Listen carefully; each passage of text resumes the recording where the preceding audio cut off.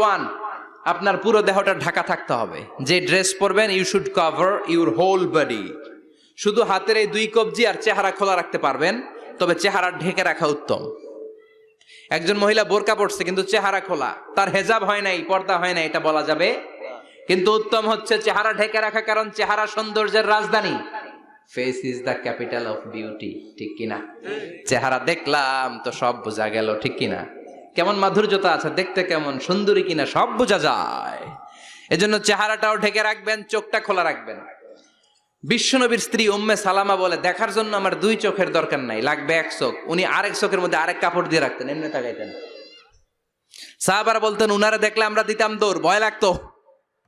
চোখ একটা দেখা যায় আর একটা খোলা, ওনারা দেখে আমরা এদিক সেদিক পালিয়ে যেতাম। আবার অনেক মহিলারা পা ঢাকে না, পা কিন্তু পর্দার অন্তর্ভুক্ত। সব সময় মেয়েরা পা মোজা পরে বেরোতে হবে।